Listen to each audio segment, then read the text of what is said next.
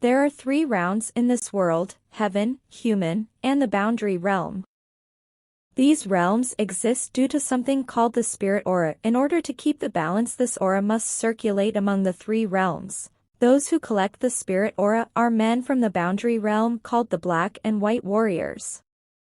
And this is where our story begins. To Black and White, where your children are wielding their weapons against a beast in the middle of the night. The white-haired child called Heibai gets caught in the monster's claws. Just then an alarm clock rings and a black-haired child called Chowie wakes and hurries Xiaobei's room, who we discover is her sister. The children run quickly towards a large castle to clock in for work. Inside we find Master Yama, who is the 2 children's boss. He's a little annoyed that the kids are late but asks for an update regarding their tasks. Xiaobei responds that they have yet to finish their tasks, which of course angers Master Yama. He drives them out of the castle and demands that they go back to work. The siblings board the ship to the human realm, where they meet other Black and White warriors.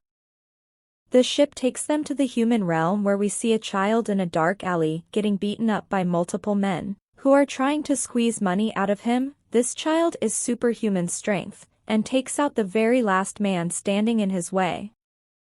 As soon as he does, Xiaobei and Chowie arrive and immediately notice this child is possessed with a wandering spirit. The warrior children take their weapons out but are slightly alarmed at the power of the spirit before them. They offer Plan B, which is to take a defensive in an almost escapist approach to fighting and tire out their opponent. They actually run away from the fight and try to seek help from the spirit on team, but the wandering spirit catches up to them. The 2 are then taken away by an unknown force in the spirit, who is now the beast from earlier, which follows them to a nearby rooftop. I get clogged, but Chowie catches her before she falls to the ground. The monster gears up to attack the kids, but another warrior blocks the attack and helps the kids fight the beast. The wandering spirit eventually gets defeated, and the woman who helped them flees without a trace. Bai La, who is a powerful spirit hunter, locks in on more wandering spirits escaping from a sealed area. Him and his team scramble to strengthen the seals and inform the palaces in other realms at once. Meanwhile, Xiaobei Chao, he gets scolded by Master Yama for not being able to defeat the wandering spirit. He threatens to fire them, but the 2 aren't even listening to his sermons. Suddenly Yongqiwi, a 10th Hell General, arrives at mastery on this place. It is revealed that he's the kids' caretaker, and even goes so far as to jokingly ask Master Yama if they can stay at his house for the time being. As young as secretary called Shaw gives another task to the children. John reports that the seal of Tan Chai will break soon. We didn't cut back to the human realm again, and the kids watch over a cartoonist as he works on a mango. As it turns out, the children are there to escort this man's soul to the boundary realm, but need to make his death accident. While looking for flower pots to drop on his head, they spot the man getting into a cab and quickly follow him. Meanwhile, under the sea, the seal starts to break. The children follow the guys. He tried submitting his finished mango to a publisher dressed as a homeless person. Shaw, he tries to keep him in place as Xiaobei looks for a flower pot. The man gives the boy money, but Cha, he refuses, saying that it won't even buy him a meal. The man gives him a sandwich instead, and leaves him. Just this, Xiaobei comes back to tell her brother she can't find any flower pots in the office building. The man's manga isn't accepted by the editor for a multitude of reasons, but the man stands up for himself and his story. The editor gives him hell until he leaves the building deflated.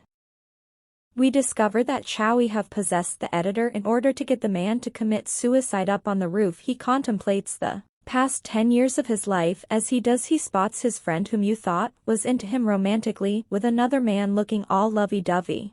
We see that this is actually Chow he's doing in an attempt to get him to die, and Chow questions our brother's integrity, saying his ideals shouldn't have to be attacked like this. The children watch as the guy jumps to his death, but Chow, he remembers the sandwich that the guy gave him earlier, and suddenly feels guilty. The kids swoop down and save the guy from dying. The guy wakes up on hard and sees his unpossessed editor run towards him and offer him a publishing deal. The guy is saved, and the kids start crying because they saved the man instead of killing him, which is the exact opposite. of their mission. Meanwhile, Bai Long and his team estimate that they have less than 3 days left until the seal breaks completely in a vast field. A man with white hair starts training with the robot. After practically destroying the robot, he is greeted by Lucio, the woman who saved Xiaobei and Chahi from the wandering spirit. The guy reminds Lucia to train after spirit hunters are being mobilized because of the spirit seal. A messenger comes running to the pair and tells them that they need to go to the White Mountain where the Great Seal is located. Immediately on a reconnaissance mission, meanwhile Xiaohe finds himself in an unfamiliar place and remembers what happened. Realizing that he has been taken away from his sister by a spirit monster, elsewhere John scolds Xiaobei for making trouble. Xiaobei tearfully explains that they were only trying to help an old man fulfill his last wish, but a monster suddenly attacked them. The guard reveals that the seal might break at any time now, and John goes on to order that more people should be sent down there. Bai Long comforts the little girl and tell her that the spirit hunters have been deployed meanwhile. Cha tries to come up with a plan to escape but finds himself at a loss, when suddenly an image of Child Bai appears before him and asks why he left her alone. He runs to her but the image suddenly fades away.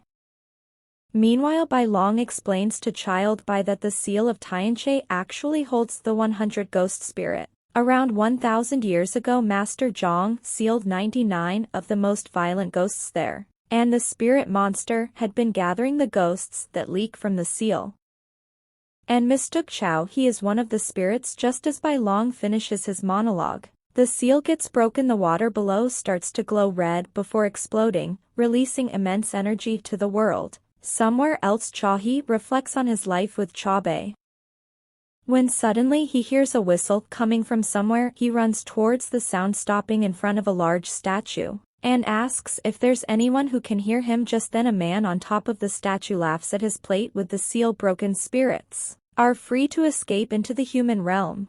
The spirit hunters work hard to stop them, but a large monster spirit emerges from the ceiling, confronts Zhang and his crew. They immediately realized that this is the 100 ghost spirit. Meanwhile, Xiaohe's busy with his own enemy. This guy taunts him and immediately puts restraints on poor Chaohe. The guy reveals to show you that he's imprisoned inside the seal, and now he's stuck down there with other vicious spirits. Back outside, John and the 100 ghost spirit reunited before getting into a fight.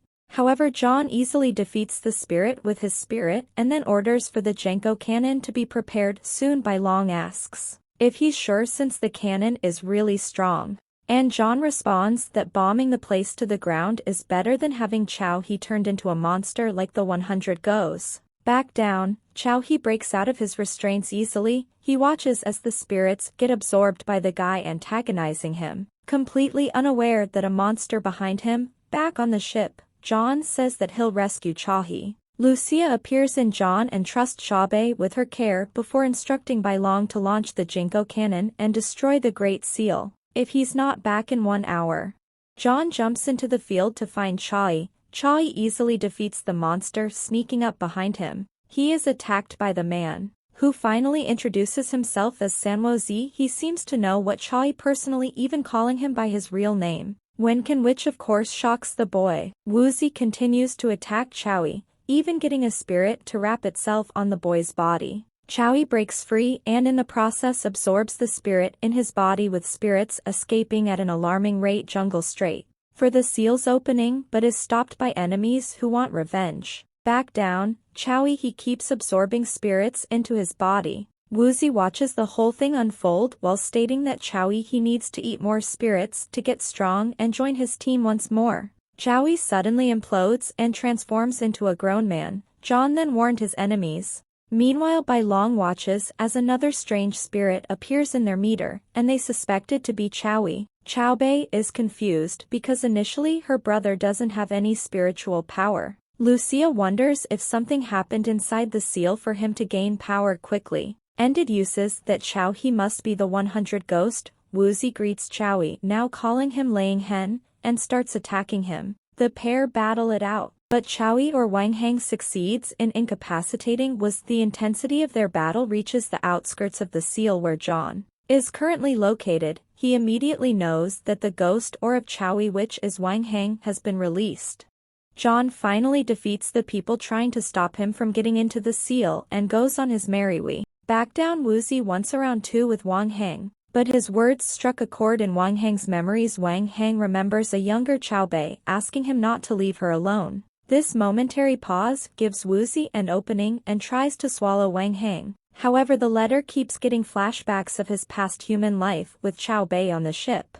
The signal meter is heavily damaged, rendering them almost useless. And monitoring the seal once the screen returns to normal, Bai Long sees glimpses of Wang Hang about to be feasted on by Woozy. Back down, John appears just in time and confronts Woozy. The latter admits to eating Wang Hang, which makes Young angry. However, the energy he gained from Wang Hang gives him incredible power, and he manages to stop John with ease. Up on the ship, Bai Long and the crew see all of this happen and try to hide it from Xiao Bei, but it's too late.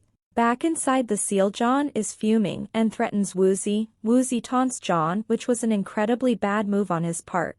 And John unleashes his full power on Woozy. In a flashback, our younger Wang Hang is revealed to be a prince living in a palace. The queen is approached by one of her maids saying that there are rumors going around about the princess being possessed by a fox spirit, and that she needs to be killed. The queen is instructing Wang Hang to take care of his sister, when a messenger runs in and reports the courtiers have come to protest the princess's existence. Somewhere in the dark plains of Woozy's stomach, Chow Hao, the child warrior Wang Hang, the grown man's spirit, and the prince Wang Hang meet back on the ship. Child Bai learns of her brother's disappearance. In Woozy's stomach, the prince remembers his sword training. It appears that the prince and princess have gone into hiding after the world had become too turbulent for them to stay in the palace. Meanwhile, the Jenko cannon has been prepared. Lucia makes Xiao Bei understand that Wang Hang was a brutal spirit who killed many humans. The spirit hunters couldn't defeat him, so the boundary realm erased his memories and kept him in prison. Lushu lie a Child Bai to make her believe that he's not her brother, or memories of Chowie start popping up. And in this one, the prince and princess are almost killed by someone they trusted. Suddenly, the fox spirit that lives inside the princess appears and defeats the men. In another flashback, the prince and princess are still in hiding. Xiao Bei, whose name is a princess's Chow One, refuses the steamed bun her brother offers her. Chow He then gives her a pretty toy that resembles a flower, and Chow One refuses to play with it still. However, she eyes the toy and suggested Chow to visit the old autumn festival in the hopes of getting food for them. She takes the toy and thanks Chow He as he leaves. Suddenly, the fox spirit comes out of the princess and is confronted by Lushu and another warrior. Meanwhile, Chow He gets mooncakes for his sister, but overhears a couple of village folk saying that the princess of the past dynasty was captured and will now be tortured. Chow He hurries and sees Chow On in the middle of the palace grounds. The fox spirit refuses to leave her body, and the spirit hunters have no choice but to leave and let the palace guards kill the princess. Chow He watches as his sister is torn to bits.